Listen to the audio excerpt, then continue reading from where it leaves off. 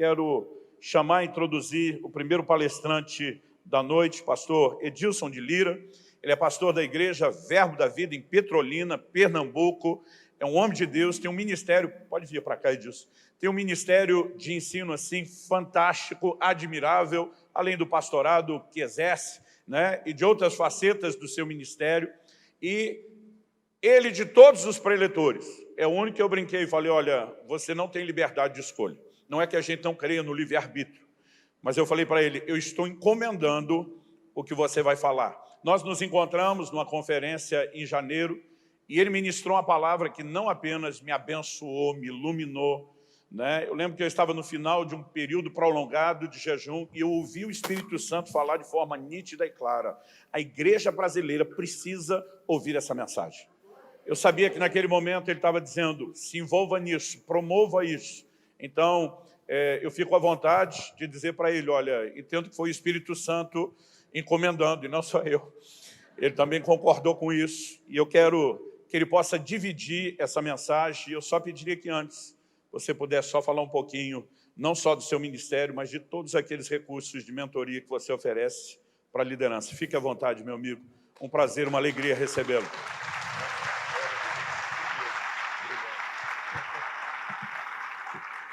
Glória a Deus. Boa noite, gente. Graça e paz. Para mim é um prazer enorme estar aqui. Eu já quero agradecer a hospitalidade do pastor, de toda a equipe, dizer para mim a honra que é poder estar compartilhando esse palco, esse púlpito, com pessoas que tanto me abençoam, que tanto me inspiram com as suas mensagens, de estar aqui vendo também pessoas de tantos lugares diferentes. Como o pastor Luciano falou, meu nome é Edilson de Lira, vou usar alguns minutinhos, muito brevemente, para poder me apresentar melhor, já que provavelmente a maioria de vocês não me conheça. Eu costumava dizer que era médico nas horas vagas, porque essa também é a minha formação acadêmica, além de pastorear a igreja, mas há mais ou menos 6 anos eu deixei de exercer a medicina para me dedicar exclusivamente ao pastoreio. E se você quer conhecer um pouco mais sobre o nosso ministério, depois de ouvir essa mensagem, eu te indico que você possa visitar o nosso site, edilsondelira.com. Além de alguns conteúdos gratuitos no site, nós temos também dentro dele, e eu pedi para a comunicação, se possível, colocar uma imagem para que você possa estar acessando através do QR Code ou mesmo no link disponível, uma plataforma de mentoria para líderes, chamada Maximize. A proposta dessa plataforma é poder inspirar cada esfera da sociedade através do desenvolvimento de líderes com princípios e com valores cristãos. Eu costumo dizer que os princípios de liderança ensinados por Jesus, ensinados na Bíblia, são como leis universais. A gente tem, por exemplo, a lei da gravidade. E se eu tropeçasse aqui, essa lei não ia perguntar se eu sou pastor, se eu sou jovem, se eu sou idoso. Eu iria cair como qualquer outra pessoa,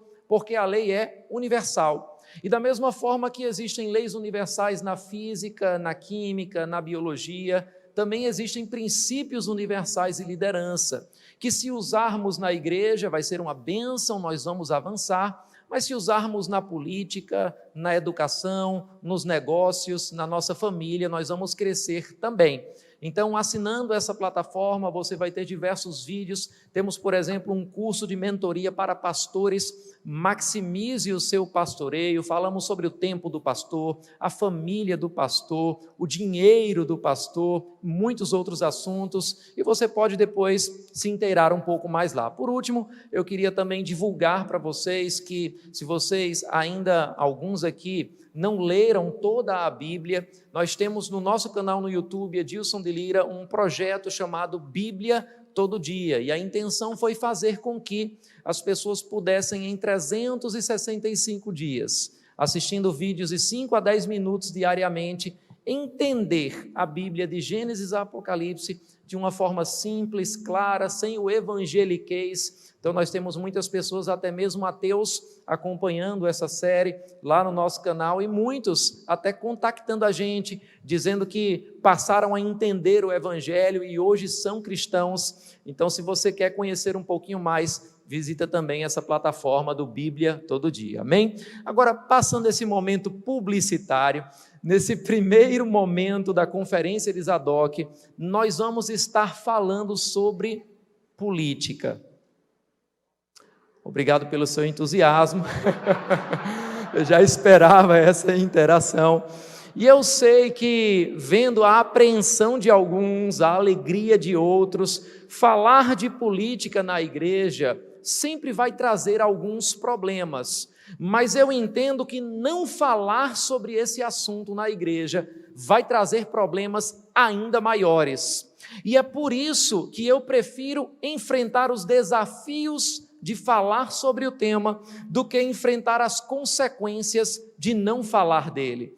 Agora, é importante a gente trazer algumas considerações iniciais. Primeiro, é claro, pela nossa Constituição, que as igrejas, ministérios, denominações não apoiam institucionalmente nenhum partido, nenhum candidato ou uma pessoa específica, nem oficialmente, nem nos seus bastidores, diferente do CPF ou pessoa física que pode sim ter a sua convicção, ter a sua expressão e o seu posicionamento, como vamos conversar um pouco durante essa ministração.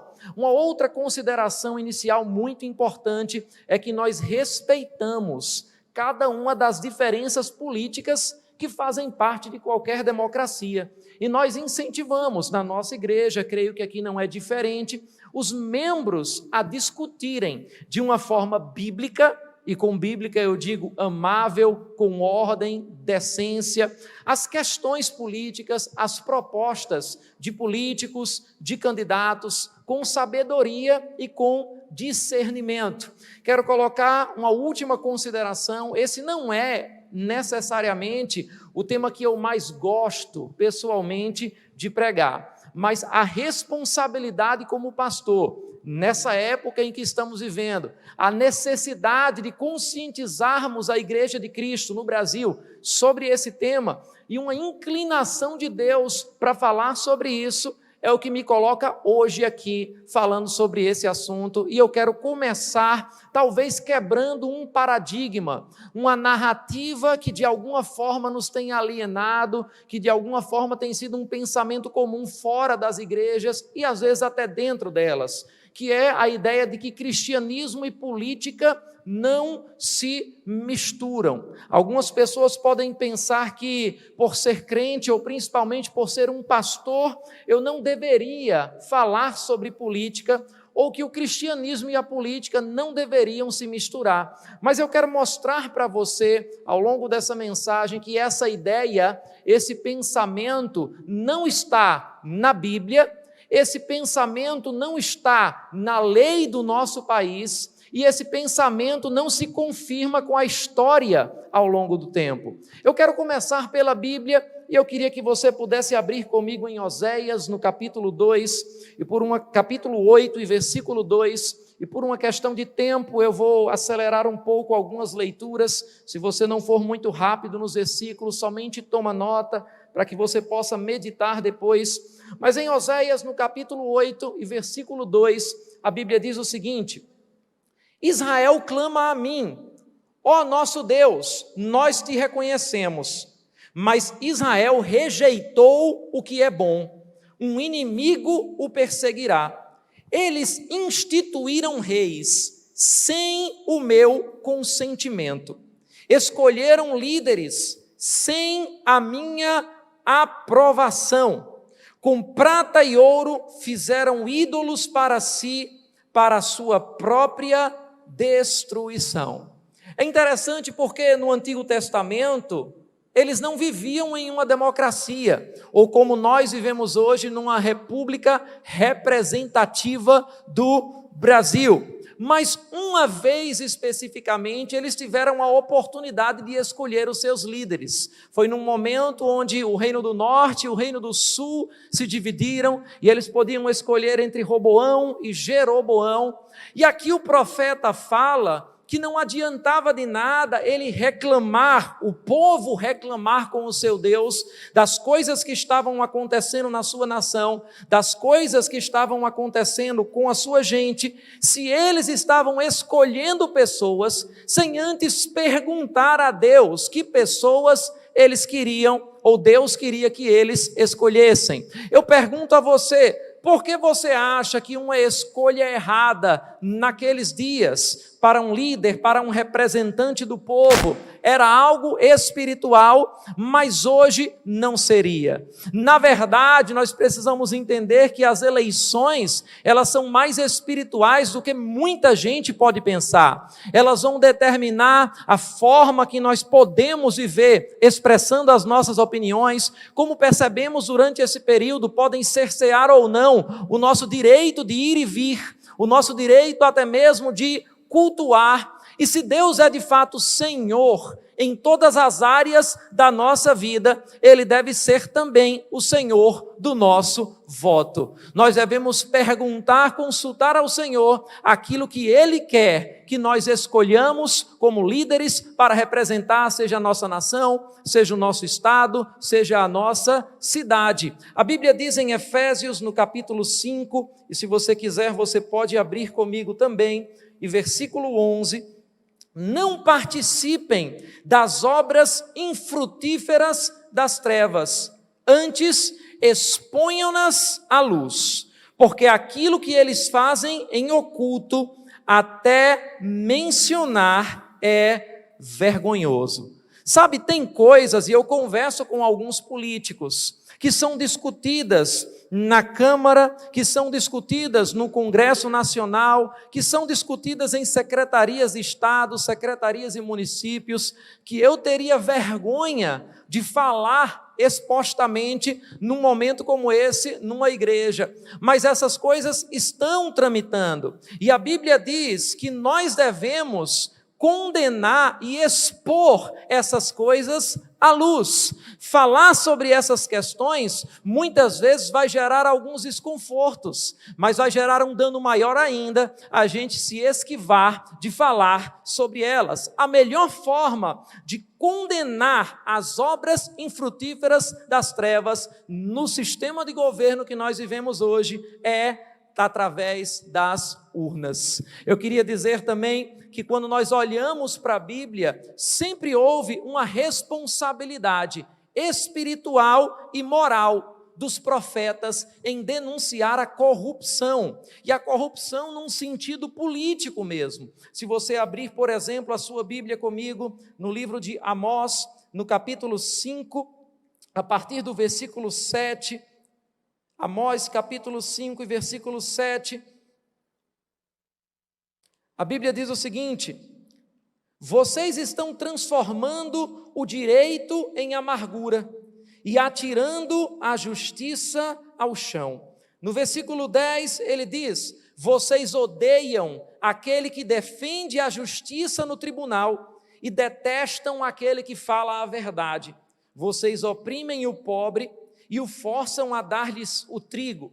Por isso, embora vocês tenham construído mansões de pedra, nelas não morarão. Embora tenham plantado vinhas verdejantes, não beberão do seu vinho, pois eu sei quantas são as suas transgressões e quão grandes são os seus pecados. Vocês oprimem o justo, recebem suborno e impedem que se faça justiça ao pobre nos tribunais. Por isso, o prudente se cala em tais situações, pois é tempo de desgraças. Em tempo de grandes opressões, nós vamos ver muitas vezes o prudente sendo tentado a se calar, para poder preservar a sua vida, para poder ser bem aceito na sociedade, ou usando um termo mais moderno, não ser cancelado pelas pessoas. Mas quando nós olhamos para a Escritura, quando nós olhamos para a história da igreja, nós percebemos que nós não devemos estar aqui para falar aquilo que vai ser popular, para falar aquilo que vai ser aceitável, ou para falar aquilo que vai receber aplausos. Nós devemos estar aqui para nos firmarmos nos princípios da palavra de Deus. Houve sempre um denuncismo bíblico nos profetas do Antigo Testamento. Talvez um dos exemplos mais conhecidos seja o de João Batista. João Batista denunciou publicamente as falhas morais do governador ou do governo de Herodes. E a Bíblia mostra que essa atitude de João Batista custou a cabeça dele, literalmente. Isso me mostra que seguir a verdade, isso me mostra que defender os princípios da palavra nem sempre vai fazer você ser popular. Mas como ministros do Evangelho, nós não devemos estar aqui para procurar a popularidade. Nós devemos estar aqui para obedecer àquele que nos chamou. E às vezes é melhor perder ganhando do que ganhar perdendo. João Batista perdeu a sua vida, mas ele continuou fiel àquilo que Deus mandava que ele precisava fazer. Que tipo de popularidade nós estamos procurando? Eu não estou procurando receber muitas curtidas na rede social, ou ter muitos seguidores, ou ter o aplauso de muitas pessoas. Eu quero ser popular nos céus. Eu quero ouvir do meu Deus: bem está, servo bom e fiel, foste fiel no pouco, sobre o muito eu te colocarei. Eu poderia navegar em muitas outras escrituras, mostrando no Antigo e no Novo Testamento como o comportamento das lideranças políticas daqueles dias era comentado e criticado abertamente pelos profetas. E naqueles dias, ser cancelado não era ter uma conta deletada em alguma rede social, mas muitas vezes, como vimos o exemplo de João Batista, era ter a sua cabeça literalmente rolando. Quantos exemplos? O profeta Natã, que repreendeu publicamente o pecado do rei Davi, ou o que a gente poderia falar sobre Daniel, que passou por gestões diferentes de vários reis da Babilônia e trouxe conselhos para cada uma dessas pessoas. A Bíblia diz em Filipenses, no capítulo 2 e no versículo 15, você fica à vontade se quiser abrir para acompanhar comigo também, que nós devemos nos tornar puros e irrepreensíveis, filhos de Deus inculpáveis no meio, diga comigo, no meio de uma geração corrompida e depravada, na qual vocês brilham como estrelas no universo, retendo firmemente a palavra da vida.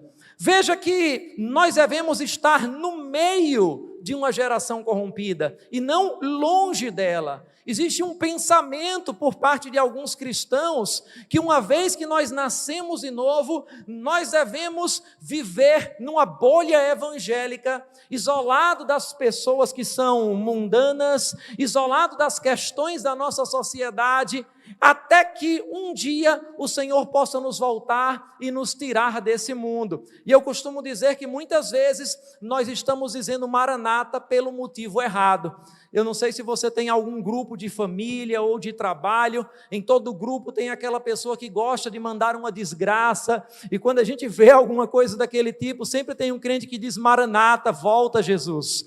Mas por que você está dizendo Maranata? Você está dizendo porque você ama a vinda do Senhor ou por covardia, porque você quer sair daqui?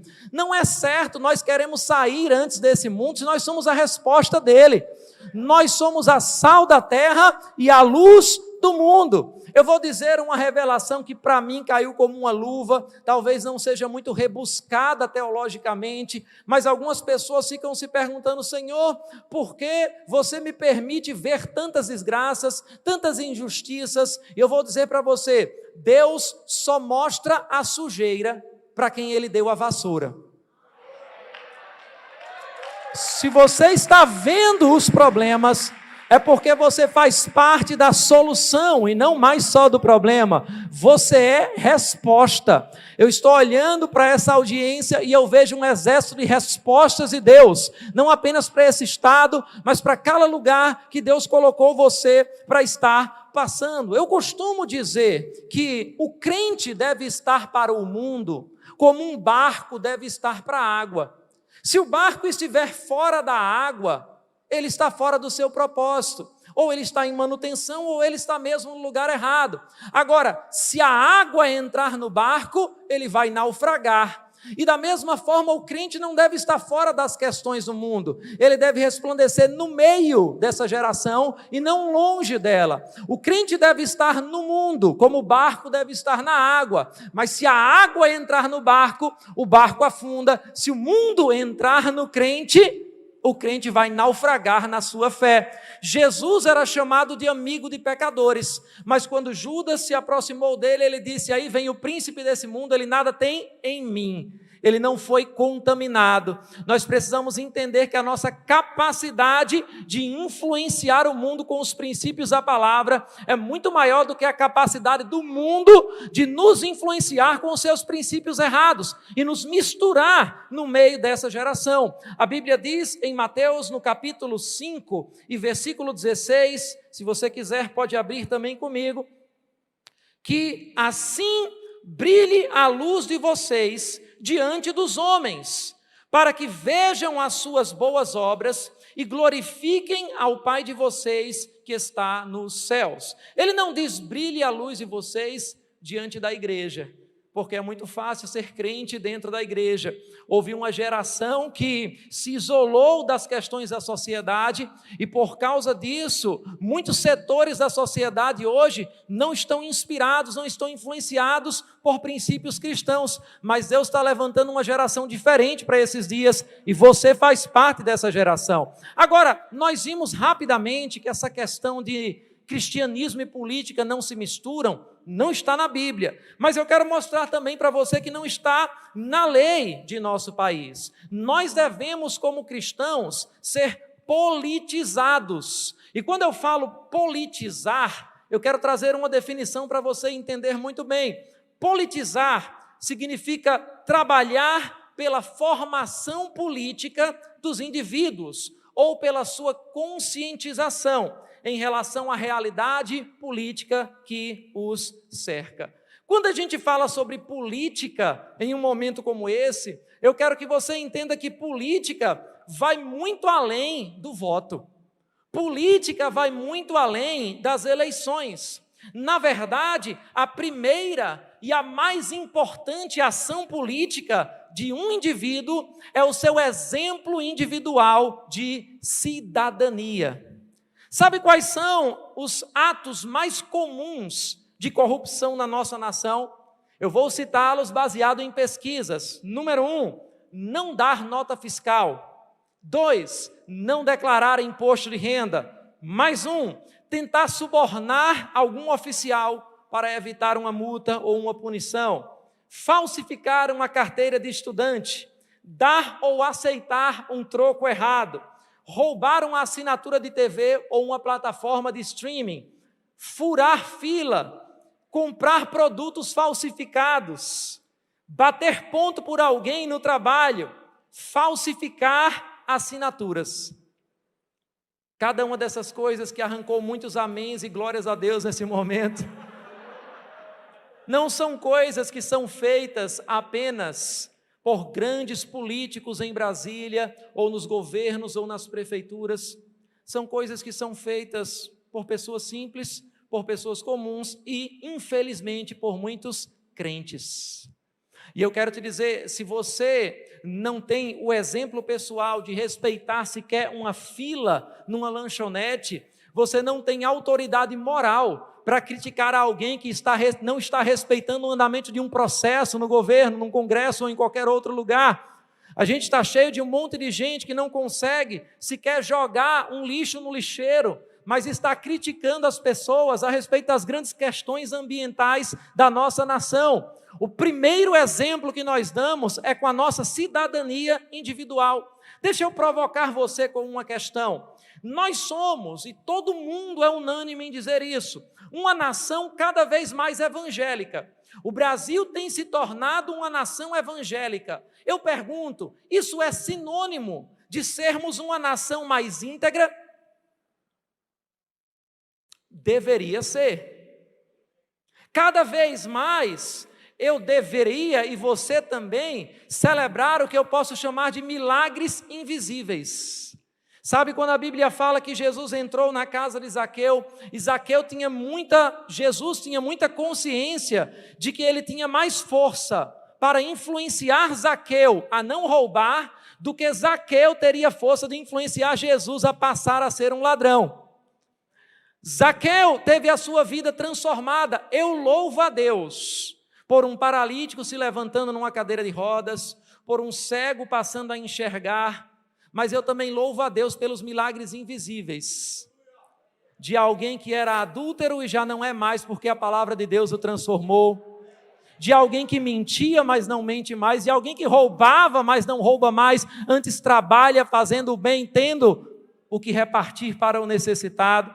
Não são normalmente testemunhos que a gente conta, a gente diz, olha, eu queria compartilhar que a irmã fulana tinha câncer e agora está curada, mas a gente não normalmente diz, eu queria compartilhar que o irmão fulano era um mentiroso na cidade, mas agora está falando a verdade, glória a Deus por isso. Mas nós devemos celebrar esses milagres invisíveis também. Agora, eu estou falando sobre legalidade. Temos o direito legal de se posicionar politicamente.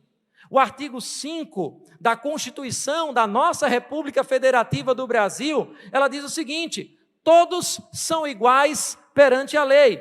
O seu inciso 8º diz: ninguém será privado de direitos por motivo de crença religiosa ou de convicção filosófica ou política. Em outras palavras, isso aqui está dizendo que a minha função como pastor não me impede de falar sobre política, por mais que isso incomode algumas pessoas, nós podemos, baseado na lei da nossa nação, falar sobre esses assuntos. O inciso 9 diz que é livre a expressão de atividade intelectual.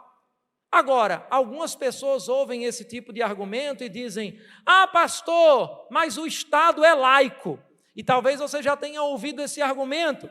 O Estado é laico, sim, mas deixa eu te dizer algo, a política não é laica. O governo não tem religião, mas o povo tem religião. E um político é um representante do povo. E um povo tem valores, um povo tem religião. Então, política é a manifestação das crenças e dos valores do povo. E se nosso país é um país ainda, e no que depender de mim, continuará sendo um país e um povo cristão, eu quero ser representado por pessoas na política que tenham valores cristãos. É um direito que eu tenho, é um direito que você tem, e você deve exercê-lo também. Não apenas ser representado por esses valores, mas representar também esses valores em minha vida, em todas as áreas da sociedade. Eu quero dizer que nós temos sido bombardeados, e eu poderia até dizer alienados, por uma historiografia, uma narrativa, que tentam denigrir o papel da igreja ao longo da história. Mas e a Inquisição? Mas a igreja fez isso, a igreja fez aquilo. Mas deixa eu te falar algumas coisas que a igreja fez e que talvez os livros de história do ensino médio não coloquem, talvez as mídias tradicionais não coloquem. Foi a influência cristã da igreja que fez o Império Romano, em 374 d.C., promulgar uma lei proibindo o infanticídio, proibindo o aborto, proibindo o abandono de crianças no Império Romano. Foram os cristãos. E hoje nós estamos vivendo tempos onde o aborto ele cada vez mais vem à tona. Desde quando o aborto foi legalizado nos Estados Unidos, já houve um genocídio de mais de 63 milhões de crianças. Eu pergunto, quem vai se posicionar a favor dessas crianças inocentes? Eu vou me posicionar. Eu não vou me calar com respeito a essas questões. Quando nós olhamos ao longo da história, foi o cristianismo que acabou também em Roma com a luta de gladiadores. Foi a influência cristã ao longo da história que criou as universidades e os hospitais modernos. Eu falo isso como médico, o hospital veio de hospitalidade cristã, foi um princípio cristão. E foi o protestantismo também que acabou com a Idade Média e lançou as bases do nosso capitalismo atual. Foi a reforma protestante que moldou os fundamentos da sociedade europeia. Foi também a reforma protestante que influenciou a atual Constituição dos Estados Unidos. Talvez muitos não saibam sobre isso, mas na Índia havia um ritual chamado sati, Quando o esposo morria, a viúva, ela deveria ser queimada viva. E foi um missionário chamado William Carey que em 1829 acabou com esse ritual, muito antes de qualquer movimento feminista, de qualquer movimento de defesa da mulher. Foi um homem chamado William Wilberforce, que após a sua conversão ao cristianismo, foi líder do movimento que lá na Inglaterra parou com o comércio de escravos e influenciou o final da escravidão ao redor do mundo. Mais uma vez, um cristão. Martin Luther King, um pastor, foi o maior ativista dos direitos civis dos negros nos Estados Unidos. Antes de inventarmos qualquer tipo de hashtag como Vidas Negras Importam, o movimento de defesa civil pela população negra foi um movimento cristão. Nós não somos um eco, nós somos uma voz. O cristianismo, a igreja, moldou a história ao longo dos anos e vai continuar moldando, porque nós continuaremos exercendo o nosso direito legal, moral e a responsabilidade espiritual de ser uma voz política para a nossa sociedade. Agora, o que devemos fazer diante de uma insatisfação com o nosso governo? É importante colocar um parêntese aqui. Por exemplo, a Bíblia não mostra que Moisés incendiou o palácio de Faraó, fazendo um protesto para que o povo pudesse ir adorar no deserto. Nós não vemos Daniel organizando uma manifestação com cartazes contra Nabucodonosor por ter colocado aquela estátua que deveria ser adorada. Nós não vemos os apóstolos fazendo um protesto na prisão onde Pedro estava. As armas da nossa milícia são diferentes. Eles oravam, eles se posicionavam em oração. A Bíblia diz em 1 Timóteo, no capítulo 2, e versículo 1, se você quiser pode abrir também comigo. Antes de tudo, diga comigo, antes de tudo.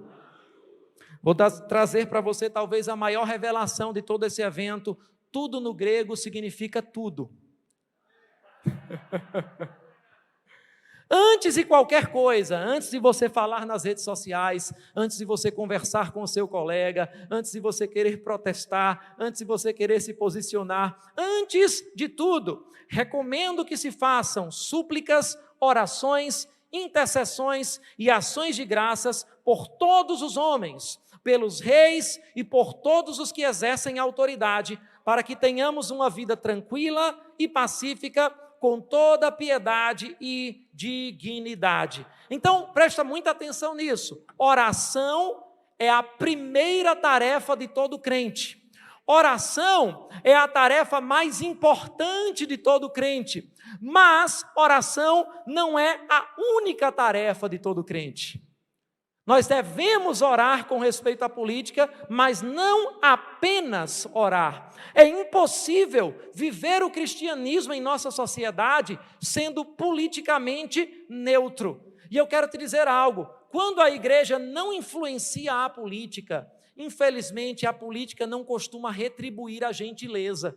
E ela influencia a igreja e influencia normalmente de forma contrária ao que a Bíblia nos orienta. Então, nós vemos como a política e o cristianismo sempre se misturaram ao longo da história, desde o seu nascimento.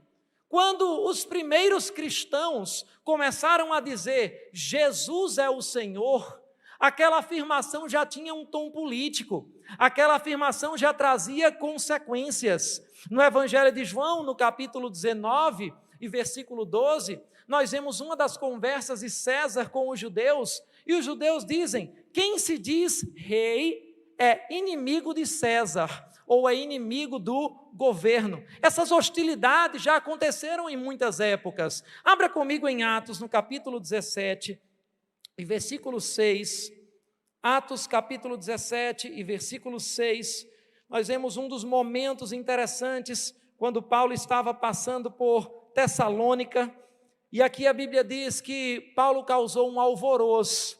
Ele causava, na verdade, alvoroços por onde ele passava. E eu creio que a igreja hoje tem, tanto pelo seu crescimento, mas também pelo seu impacto, pela sua relevância, causado alvoroço em certos setores da sociedade.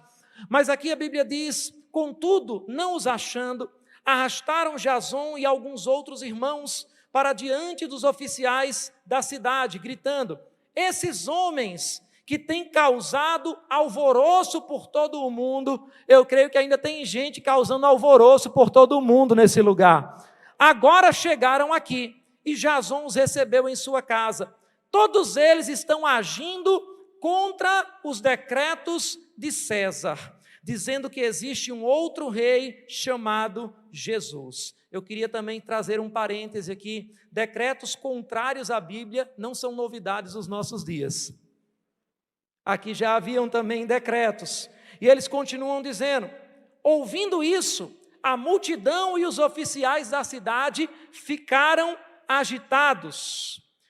Então receberam de Jason e dos outros a fiança estipulada e os soltaram. Veja, Paulo trazia posicionamentos que eram fortes, Paulo trazia posicionamentos que traziam certa agitação, e nós precisamos entender que esses posicionamentos fortes contra o consenso do mundo fazem parte do que significa ser igreja. O apóstolo Paulo, certa vez escrevendo a Timóteo, disse: escrevo-te essas coisas para que, se eu tardar, saibas como se deve proceder na igreja, que é a casa de Deus, coluna e sustentação da verdade. Num mundo hedonista, relativista, onde cada um tem a sua verdade, entre muitas aspas, o mundo precisa de um lugar que ainda tem verdades absolutas. E quando essas pessoas se cansam dessa busca por um prazer desenfreado, elas voltam para a igreja e vão ver a igreja como sempre deve ser, coluna e sustentação da verdade. Eu quero perguntar a você: quando os decretos de César contrariam o evangelho, o que a gente deve fazer? Porque a Bíblia diz em Mateus 22, 21, e esse talvez seja um versículo que todo pregador sabe de cor: dai a César o que é de, e a Deus o que é de Deus. Devemos dar a César o que é de César. Mas eu quero provocar você com uma pergunta: e quando César pede o que não é dele? Nós devemos dar a César o que ele tem por direito, mas a pergunta é: e quando César pede aquilo que ele não tem por direito, a gente deve dar também? Veja o que a Bíblia diz em João, no capítulo 19 e versículo 15. Evangelho de João, capítulo 19, versículo 15. Mas eles gritaram: mata, mata, crucifica-o. Devo crucificar o rei de vocês? Perguntou Pilatos. Não temos rei, senão César, responderam os chefes dos sacerdotes. Pilatos estava brincando com a opinião pública. Muitas vezes políticos acabam fazendo isso. Mas esse povo disse: nós não temos outro rei que não seja César. Deixa eu dizer algo para você: nós honramos as nossas autoridades como a Bíblia ensina, mas nós não dizemos, como esse povo disse, que não temos um outro rei que não seja César. Nós temos um outro rei. Amém? Esse rei, Senhor, se chama Jesus Cristo. Algumas pessoas às vezes chegam para mim e dizem: mas você não se incomoda de ofender algumas pessoas com seus posicionamentos, sejam políticos, nas redes sociais, sejam por algumas questões mais polêmicas? E uma vez eu ouvi um pregador dizer algo muito interessante. Ele disse: olha, as pessoas vivem ofendendo Deus todos os dias com o seu comportamento, e elas não estão se incomodando com isso. Eu também não vou me incomodar se, falando a verdade em amor, ofender algumas pessoas.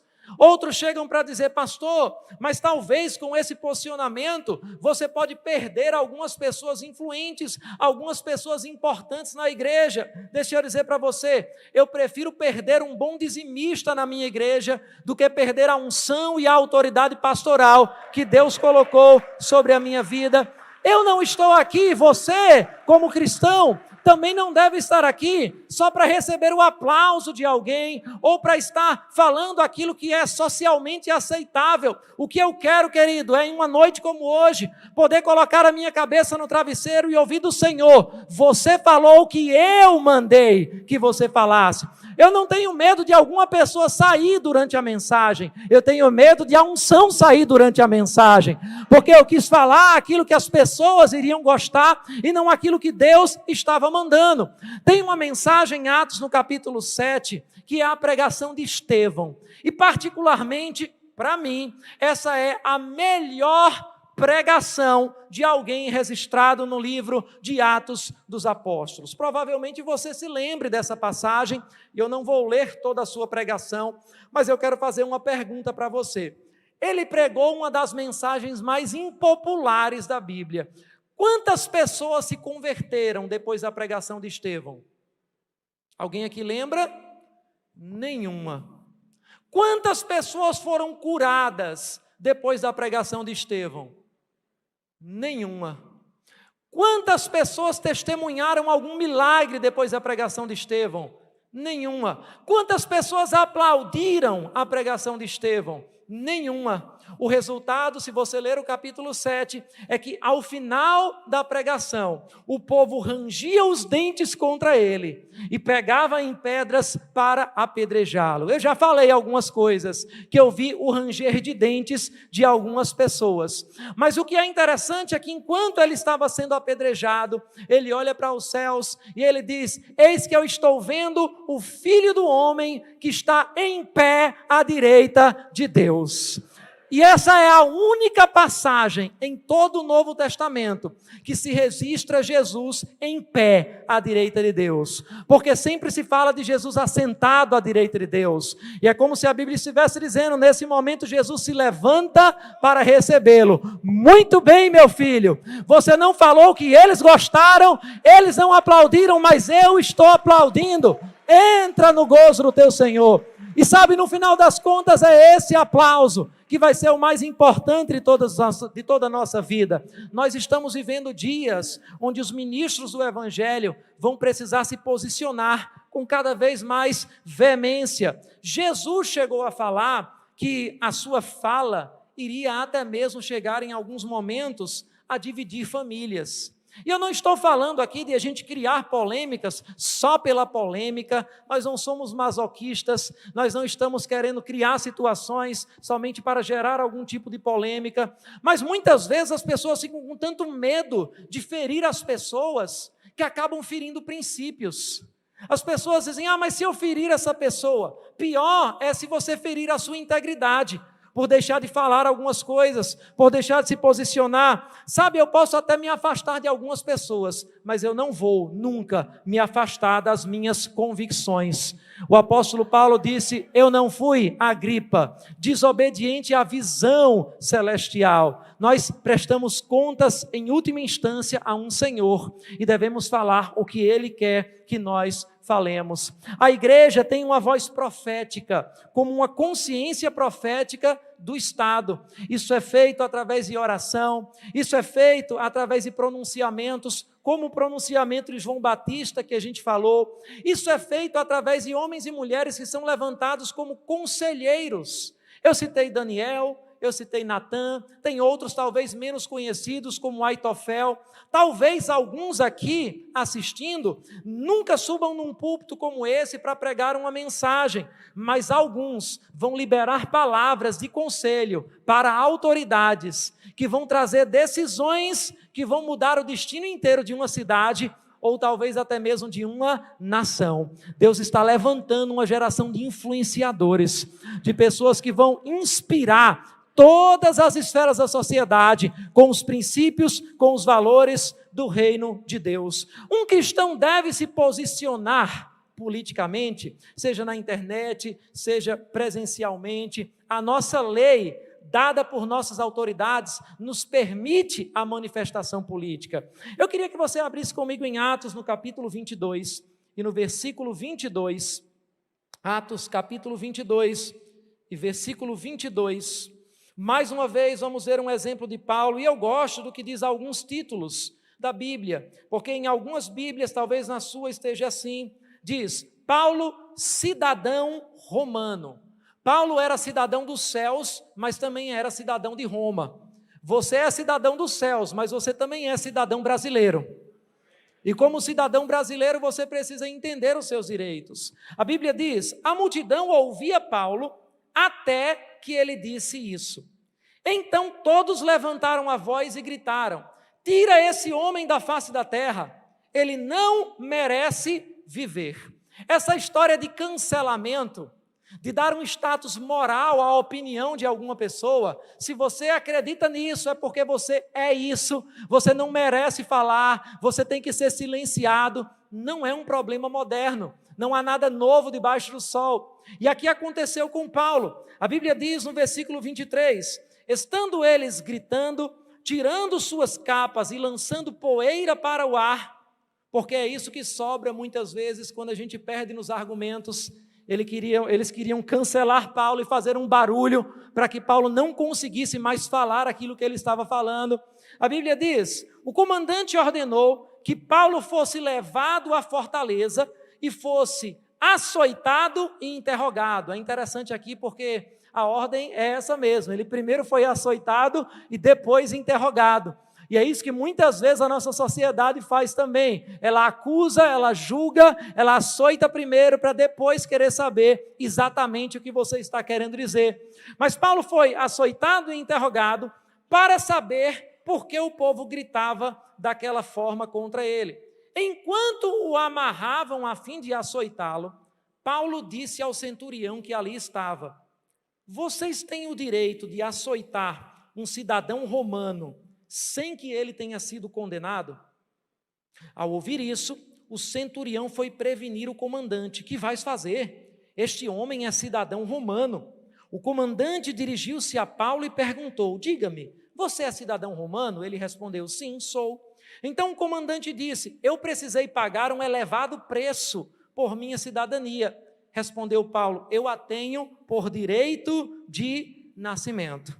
Os que iam interrogá-lo retiraram-se imediatamente.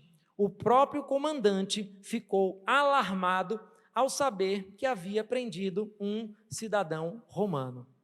Paulo, o mesmo homem que disse que nós devemos nos submeter a todas as autoridades, que todas as autoridades são ordenadas, são constituídas por Deus, quando foi cerceado num direito seu, questionou. Mas nós vemos muitos crentes às vezes acuado, sofrendo, porque não conhece e não exige os seus direitos. No país que nós vivemos, a maior autoridade de todas se chama Constituição de 1988. E se essa autoridade te dá um direito, nenhuma outra pessoa pode passar acima dela com algum arroubo autoritário e tirar de você aquilo que é seu. E se essa pessoa cerceia o seu direito, você tem uma responsabilidade moral até de exigir, de reivindicar aquilo que é seu por direito. Tem uma outra passagem nas Escrituras, você pode ler depois, em Atos, no capítulo 16, que Paulo foi lançado junto com Silas na prisão. E eu gosto dessa passagem porque quando aquele milagre acontece e aquelas celas se abrem, de repente o comandante manda uma mensagem para o carcereiro e diz: olha, podem dizer a Paulo, a Silas, a esse povo que eles podem ir embora, eles estão soltos. E quando o carcereiro traz essa mensagem, Paulo diz: vocês me prenderam, me açoitaram publicamente e agora querem me liberar às escondidas? Não. Eu quero que vocês venham e façam um pedido formal de desculpas para mim. O que é que Paulo estava fazendo? Paulo estava exigindo os seus direitos. Nós devemos nos posicionar com amor, com inteligência, com bom senso, para aquilo que é direito nosso como cidadão brasileiro. Mais uma vez, você é cidadão do céu, mas você também é cidadão da terra. Agora veja uma outra passagem interessante em Atos, no capítulo 24, e versículo 22. Atos capítulo 24, versículo 22. Estamos bem pertinho de finalizar, mas eu quero que você veja mais um exemplo aqui de como Paulo se posicionava politicamente e de como Paulo também se comportava como cristão, como cidadão. A Bíblia diz: então Félix, que tinha bom conhecimento do caminho, adiou a causa. Aqui Paulo estava sendo julgado e Paulo estava diante do governador Félix. adiou a causa e disse: quando chegar o comandante Lísias, decidirei o caso de vocês. E ordenou ao centurião que mantivesse Paulo sob custódia, mas que lhe desse certa liberdade e permitisse que seus amigos o servissem. Vários dias depois, Félix veio com Drusila, sua mulher, que era judia, mandou chamar Paulo e o ouviu falar sobre a fé em Cristo Jesus. Quando Paulo se pôs a discorrer acerca da justiça, do domínio próprio e do juízo vindouro, Félix teve medo e disse: basta, por enquanto, pode sair. Quando achar conveniente, mandarei chamá-lo de novo.